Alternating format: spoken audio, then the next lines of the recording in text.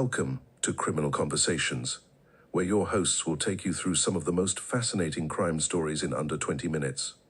If you're looking for a quick and engaging deep dive into the world of true crime, you've come to the right place. Welcome back, everyone, to Criminal Conversations, this show where we take a deep dive into some of history's most baffling crimes. And today we're going to a place that's practically synonymous with unsolved mysteries, Hinterkaifeck. A case that is both intriguing and incredibly sad. We're talking about a family brutally murdered on their remote Bavarian farmstead. Back in 1922. Over a century ago, and we still don't know who did it. And it's the kind of case that really stays with you, you know. A whole family wiped out, a killer who lingered at the scene, and just so many unanswered questions. So let's set the scene. Picture this. Rural Bavaria, 1922. We're talking about the Gruber family. Andreas, the head of the household. His wife, Cecilia. Their widowed daughter, Victoria. Her two young children, 7-year-old Celia and 2-year-old Joseph. And their maid, Maria Baumgartner. They lived a simple life on this isolated farmstead, but beneath the surface, things were far from idyllic. And weeks before the murders even happened, strange things started happening. The previous maid quit. She quit abruptly, claiming that the house was haunted. She was telling anyone who would listen about strange noises coming from the attic. Oh, wow. Feeling like she was constantly being watched. I can't even imagine being so spooked that you just leave your job. And it doesn't stop there. Andreas himself found a set of footprints in the snow, leading up to the house from the woods. Oh, really? But here's the thing. There were no footprints leading away. That's creepy. And a newspaper he never purchased just appeared on the doorstep, almost as if someone wanted them to know they were being watched. It's like something out of a horror movie. Just these little details. They build this atmosphere of dread. It's almost like the family was living under this shadow they couldn't quite identify. And then one of the house keys went missing shortly before the murders. Oh, no. That missing key is a crucial detail. It suggests that someone had access to the house, someone who was familiar with the layout and comfortable moving around undetected. And then on the evening of March 31st, 1922, everything changed. The entire family, along with their maid, were brutally murdered.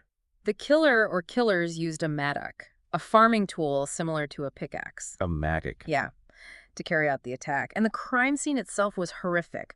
4 of the victims, Andreas, Cecilia, Victoria, and little Cecilia, were found in the barn. Their bodies stacked atop each other and concealed under hay. Wow. Imagine the effort it took to move and hide those bodies. It speaks to a certain level of premeditation, and perhaps a chilling, detached efficiency. It's hard to even fathom that level of brutality. And inside the house, they found Maria, the maid, dead in her bedchamber, and baby Joseph murdered in his crib. Oh my gosh. It's a detail that never fails to send chills down my spine. Defenseless child, killed in his own bed. It's just awful. And the autopsy revealed something even more disturbing. Young Cecilia might have been alive for several hours after the initial attack. The terror she must have felt. It's almost unbearable to think about. This detail really emphasizes the cruelty of the crime and the prolonged suffering inflicted on these victims. Absolutely, and the horror doesn't end there. Because as you mentioned earlier, the killer didn't just flee the scene, they actually stayed at the farm. For days after the murders. They stayed there for days. Imagine that, living amongst the bodies of those you've killed. They fed the livestock. They ate the family's food, even lit fires. It suggests a chilling level of comfort and familiarity with this farmstead. It makes you wonder what kind of person could do something like that.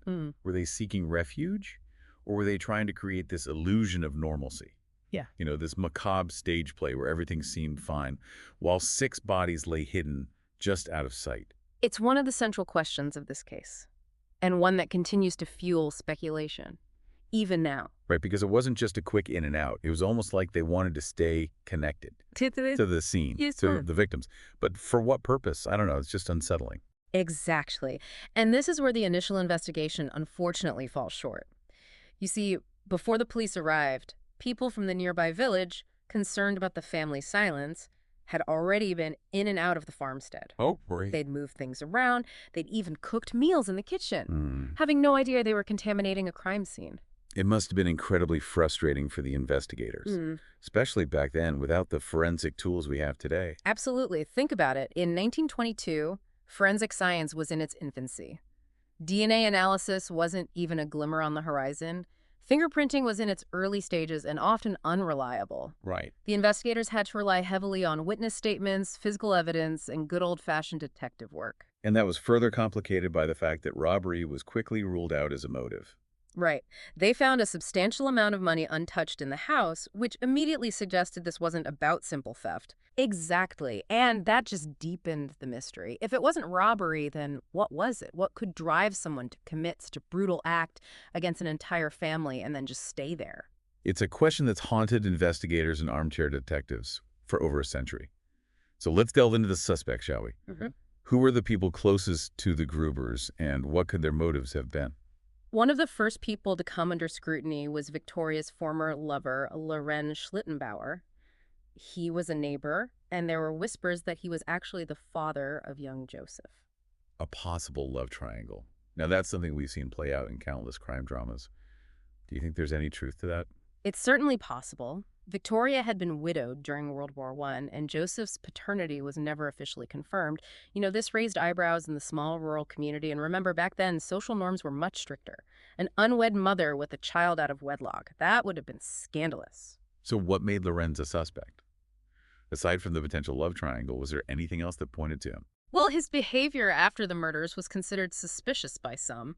He was the one who led the search party that discovered the bodies, and several people noted that he seemed unusually calm and unemotional given the horrific scene. Almost too calm. Like he already knew what he would find. That's what some people thought. And he did have intimate knowledge of the farm layout, which could have been advantageous if he was planning something. Okay, so let's say for a moment that Lorenz was involved. What would his motive have been? There are a few possibilities. One theory is that he was angry at Victoria for ending their relationship and wanted to avoid paying child support for Joseph. Remember, paternity suits were rare back then, but the financial burden of an illegitimate child could have been a powerful motivator. It's certainly a motive we've seen before, but is there anything to suggest that Lorenz was particularly resentful? Well, there were also rumors that Andreas, Victoria's father, had discovered the affair and threatened Lorenz. Perhaps the situation escalated, leading to a confrontation that just spiraled out of control. So a crime of passion fueled by anger, jealousy, or fear. A classic motive. But did they have any concrete evidence linking Lorenz to the crime? Unfortunately, no. Despite extensive questioning and scrutiny, Lorenz maintained his innocence. Investigators couldn't definitively place him at the scene, and without modern forensic tools, it was difficult to prove or disprove his alibi. So ultimately, he was never charged. It's always frustrating when you have a suspect who seems to fit the profile, but the evidence just isn't there. It leaves you wondering what if. Exactly, and that's what makes this case so compelling. It's full of these tantalizing what-ifs and possibilities. So if Lorenz remains a question mark, who else did investigators consider? Well, another theory, though quickly dismissed, involved Victoria's deceased husband, Carl Gabriel. But you said Victoria was a widow, and Joseph's father was unknown. How could her husband be a suspect if he was already dead? It does seem implausible, doesn't it? But remember, this was 1922. Communication wasn't as instantaneous as it is today. News traveled slowly, especially from the battlefields of World War I, so some people wondered if perhaps Carl's death had been misreported or even faked, and that he'd secretly returned seeking revenge on Victoria for moving on with her life. That's quite a dramatic theory. Did it hold any water? Not at all. Investigators were able to verify Carl's death through military records and eyewitness accounts from fellow soldiers. He died in France years before the murders took place. It's a reminder that sometimes the most outlandish theories are easily debunked with a little digging. Fair enough. So we can rule out the deceased husband. But what about the other members of the Gruber family themselves? Were there any suspicions surrounding them? Yes, there was a theory, a particularly unsettling one, that centered around Andreas the father. He wasn't exactly known for being a kind and gentle man. What do you mean? There were widespread whispers about his violent and abusive behavior, especially toward his family. Some even suggested he'd been sexually abusing his daughter, Victoria. That's a horrific accusation. And considering Joseph's paternity was never confirmed, could Andreas have been responsible for the murders? That was the theory proposed by some. They suggested Andreas, in a fit of rage, or perhaps a desperate attempt to cover up his crimes, killed everyone and then, overwhelmed with guilt or fearing exposure, took his own life. It makes a certain horrific kind of sense. Did the evidence support this theory? Unfortunately, no. While suicide was considered, the investigators found no evidence to suggest Andreas' injuries were self-inflicted. His wounds were consistent with an attack, not self-harm. So we've ruled out Lorenz, the deceased husband, and even Andreas. Who else was on the investigators' radar? Do they have any other leads? They did, though none of them were as strong as the initial suspects. They investigated two brothers, Adolf and Anton Gump, known criminals in the area. They'd even been suspected in other crimes, but their connection to the Grubers was thin at best. What was the connection? Anything concrete? It was primarily based on the testimony of a former maid, Crescence Reiger. She claimed to have overheard one of the brothers saying that the Grubers ought to be dead. She also noted that the family dog, usually aggressive towards strangers, never barked at the Gump brothers, suggesting some level of familiarity. Circumstantial, but I can see why investigators would be interested. What happened when they questioned the brothers? The brothers maintained their innocence and offered alibis for the time of the murders. And as with Lorenz, the investigators lacked the forensic tools to definitively place them at the scene or disprove their alibis. Ultimately, they were released due to insufficient evidence. So another dead end. Were there any other theories that investigators explored? They considered a couple more possibilities, but these were more general in nature. One was that the murders were committed by traveling vagrants or criminals passing through the area. The farm was located near a road frequented by travelers, which lent some credence to this theory. A random act of violence, then. It would explain why they haven't been able to find a clear connection between the killer and the family. But something about that doesn't sit right with me. You and the investigators both. While the location did make the farm vulnerable, the brutality of the attack and the fact that the killer stayed for days points to something more personal, more deliberate than a random act. It feels like there was a deeper motivation at play, something born out of resentment, anger, or a desire for revenge. And that leads us to the final theory, doesn't it? The one that always seems to crop up in cases like this, the occult. You're right. Some people even back then believed that the isolated location, the strange happenings before the murders, and the sheer brutality of the crime all hinted at some kind of ritualistic killing. It's easy to see how people would draw that conclusion, especially given the limited scientific understanding of the time. But was there any real evidence to support this theory? Not really. It was largely speculation fueled by the eerie circumstances and the lack of a clear motive. However, you can't deny that the Hinterkaifeck case does have a certain unsettling, almost supernatural quality to it. It does, doesn't it? Even today, with our modern understanding of forensics and criminal psychology, there's still a sense that we're missing something, a vital piece of the puzzle. And that's why this case, despite the lack of concrete answers, continues to fascinate us. It's a reminder that sometimes, even with our best efforts, some mysteries may remain unsolved. So what happened next? Did the case ever officially close?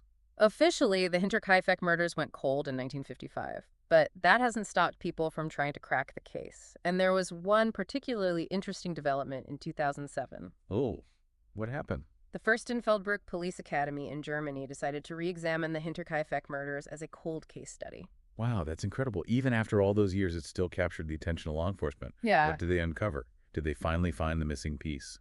They hoped to, and they employed modern forensic techniques to analyze the existing evidence. But unfortunately, much of the original evidence had been lost or degraded over time. They weren't able to definitively identify the killer. So despite their best efforts, the case remains a mystery. Sadly, yes. But their analysis wasn't entirely in vain. It provided a valuable insight into the possible motive behind the murders. I'm all ears. What do they conclude? Their report determined that the crime was most likely motivated by a personal emotional conflict. In other words, the killer probably had a deep personal connection to one or more of the victims. That makes a lot of sense, considering the brutality of the crime and the fact that the killer stayed at the farm.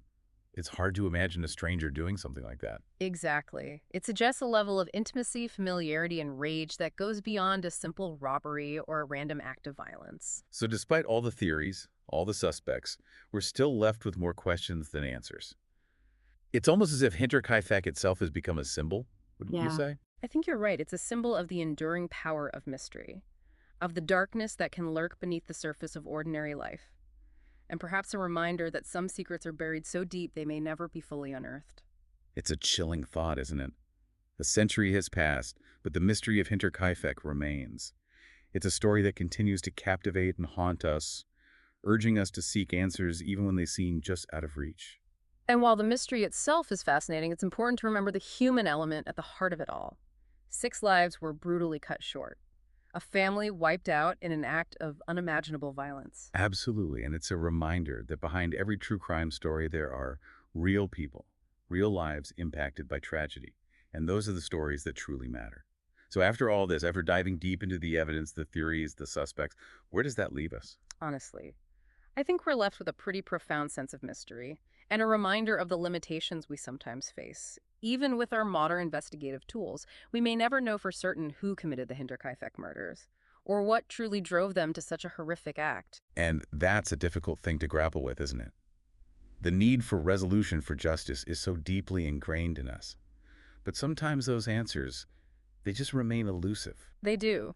But even without those definitive answers, I think there's still a lot we can take away from the Hinterkaifeck case. It serves as a stark reminder of the darkness that can exist in seemingly ordinary places, and the importance of remaining vigilant even in our everyday lives. It also makes you question, doesn't it? What would happen if things had been different? If the previous maid hadn't been spooked by those strange happenings? If Andreas had reported the footprints? If they'd taken those warning signs more seriously? Could this tragedy have been prevented? That's a question that will likely haunt anyone who really delves into this case. And while we can't change the past, perhaps we can learn from it. Maybe it encourages us to trust our instincts, to pay attention to those unsettling details that don't quite add up.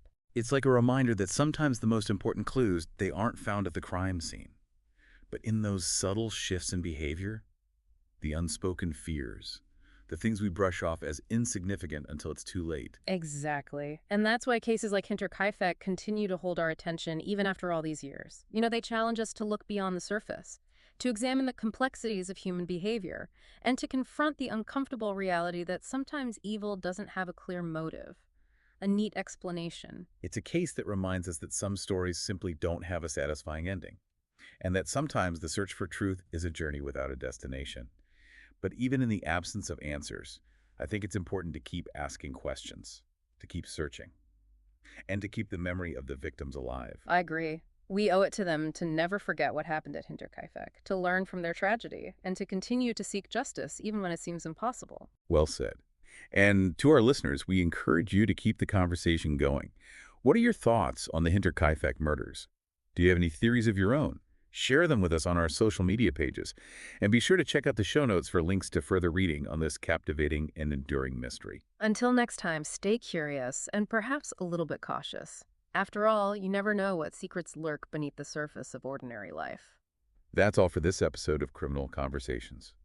We'll be back soon with another deep dive into the dark side of history. Until then, sleep tight if you can. Thanks for listening to Criminal Conversations. If you enjoyed the show, please take a moment to rate and review. It makes a huge difference and really helps us out. All of the sources used for today's episode can be found in the show notes. Join us every Monday and Thursday for a new story and another criminal conversation.